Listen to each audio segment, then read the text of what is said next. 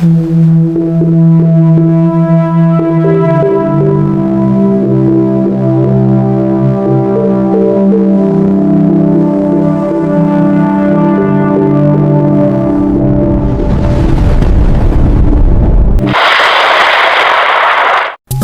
araw po sa inyong lahat. Narito na po ang pinakalitis nating update sa magiging lagay ng panahon ngayong araw ng Biyernes, ika-10 ng Hulyo taong 2026. Base nga po sa ating pinakalitis satellite image, ang super typhoon nating lumonitor sa misilang bahagi ng ating bansa ay bahagya nga po itong humina, kung saan taglay na nga lang po nito ang kategory na typhoon category, kung saan nga po huling namataan sa layong 760 km silangan ng Calayan, Cagayan,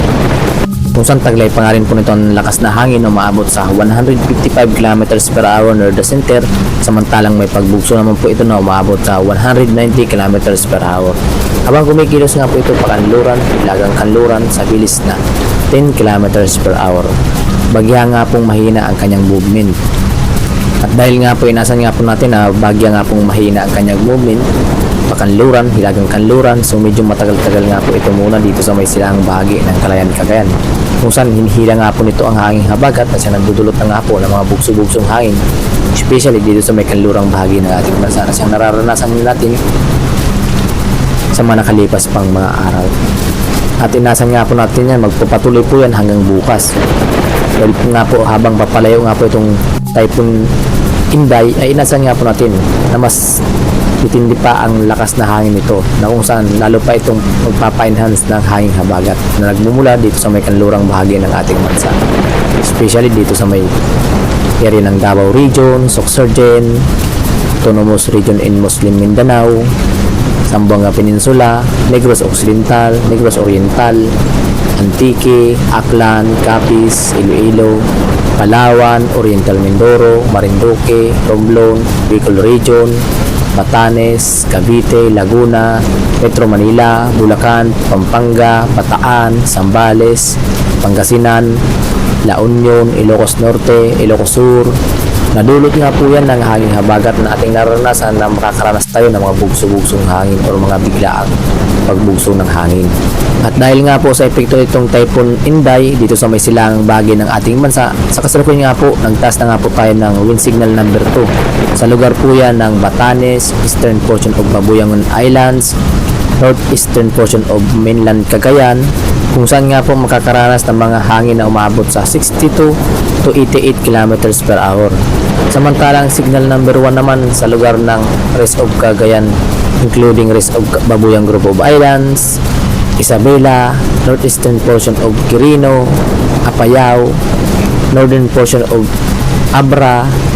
Kalinga, eastern portion of Mountain Province, eastern portion of Ifugao, Ilocos Norte, northern portion of Aurora, the northern and central portion of Catanduanes, kung saan nga po inaasahan nga pong makakaranas ng 39 to 61 km per hour na mga bugso-bugsong hangin, kung saan lubos pa rin po natin pinagandang ating mga kababayan dahil sa magdudulot nga po ito na mga epekto pa rin, lalong-lalo na dun sa may mga kabayan na light materials o kaya naman sa mga pananim natin,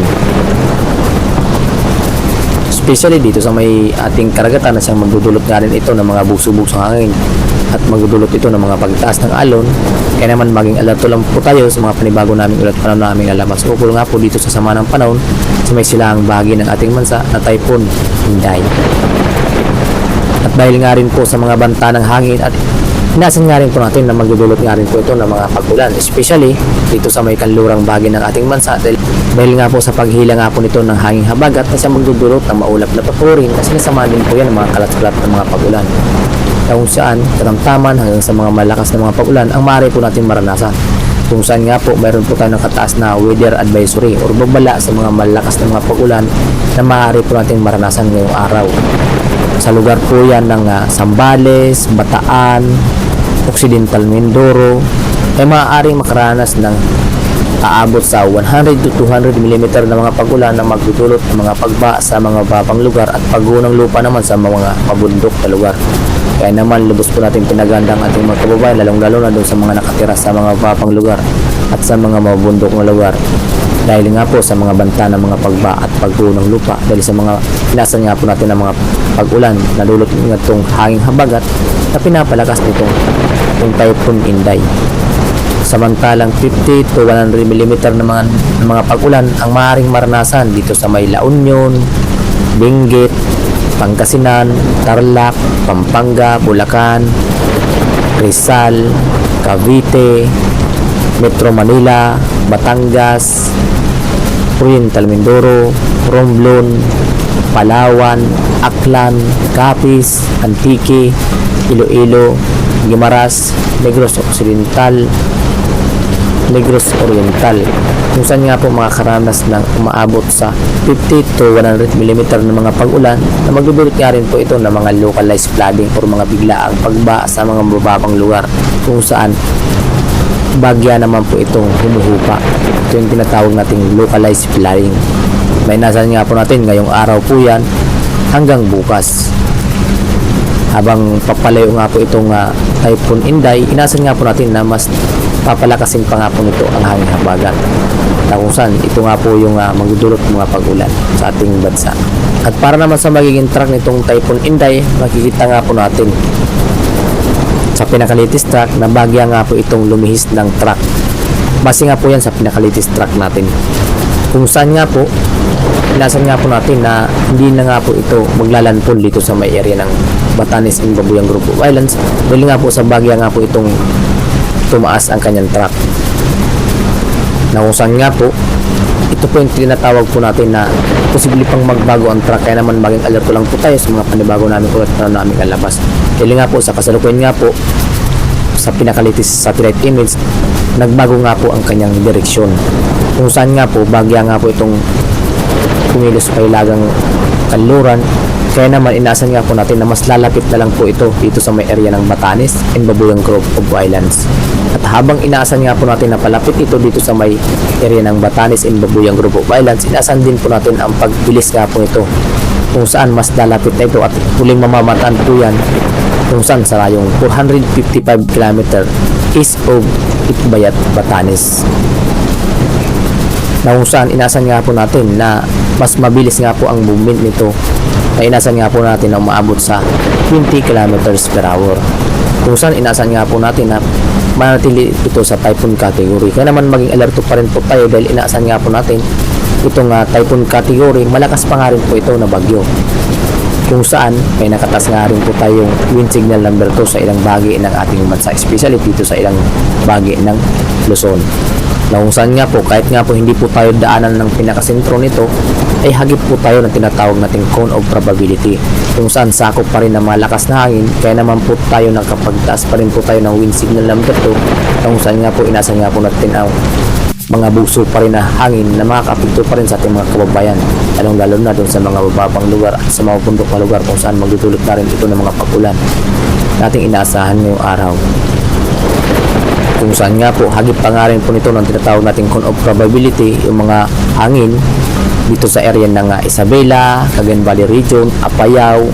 Kalinga, Mountain Province, Abra, Ilocos Norte, Babuyang Group of Islands, and Batanes. Kung saan nga po, ito yung tinatawag nating cone of probability. Yung sakop ng hangin or radius or lawak ng hangin, itong sirkulasyon, itong Typhoon Inday. Na kung saan nga po, inasan nga po natin bukas ng umaga, July 11, Sabado po yan, inasan nga po natin nasa layong 400 km northeast of Itbayat, Batanes. Kung saan nga po, mas bibilis pa nga po ang pagkilos nito, pahilagang kanluran. At inasan nga po natin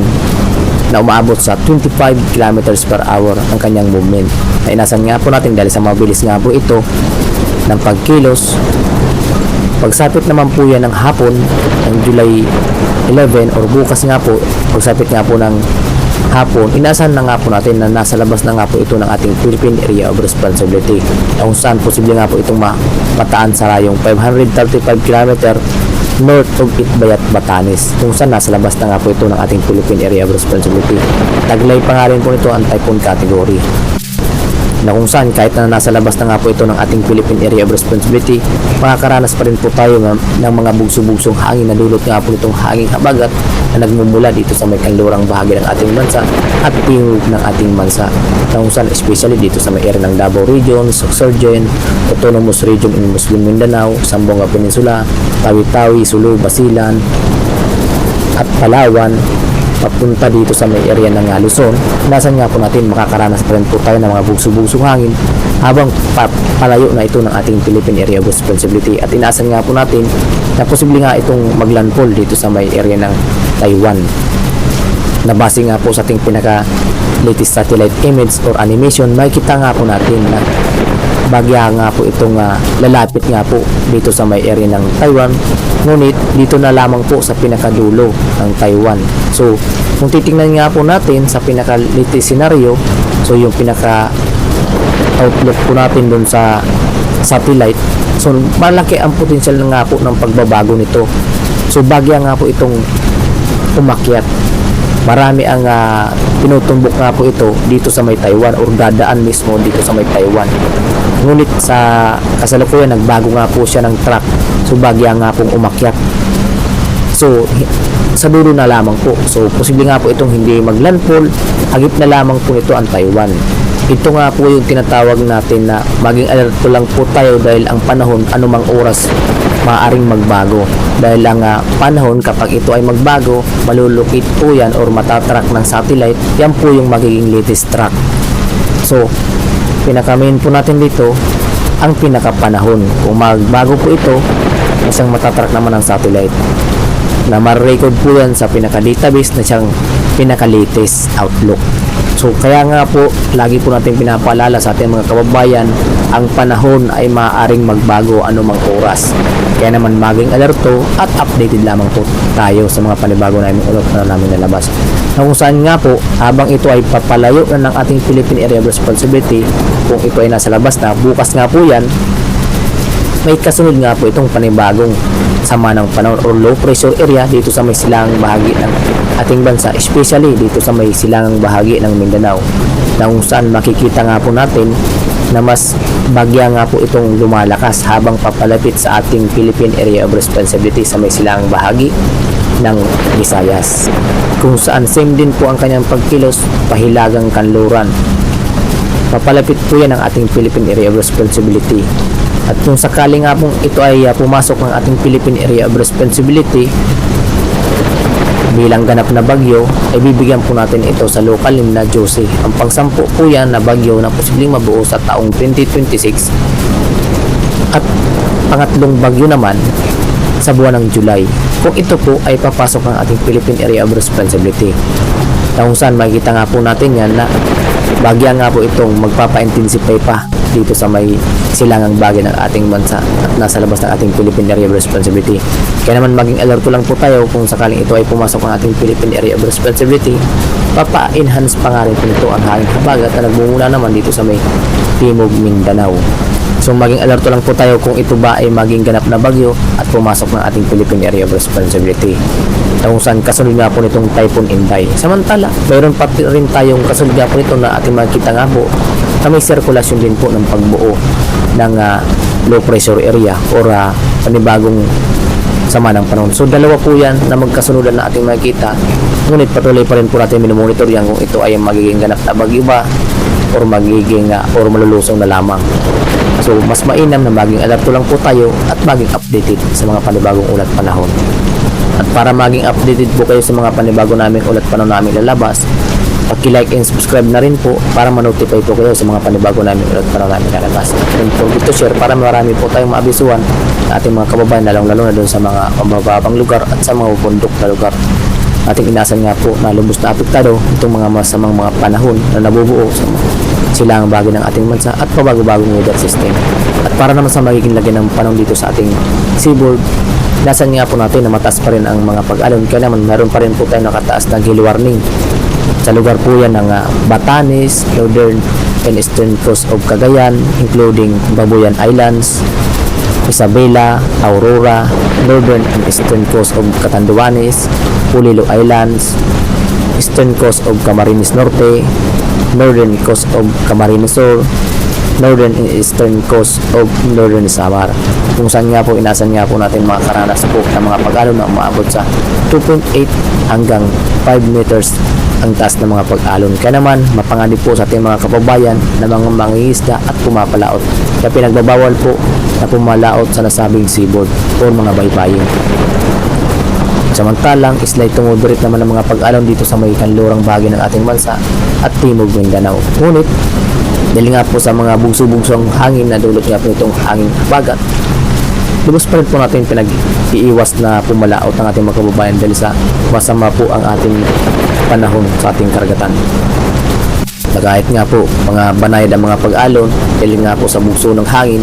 ay mapanganib pa rin po sa ating mga kababayan na pumalaot dun sa mga nasabing silog. Ito nga po ang pinakalitis nating update sa magiging lagay ng panahon ng araw ng Friday, July 10, 2026. Maraming salamat sa inyong lahat. Sana ligtas po tayo sa pagdaan nitong Typhoon Inday. God bless us all.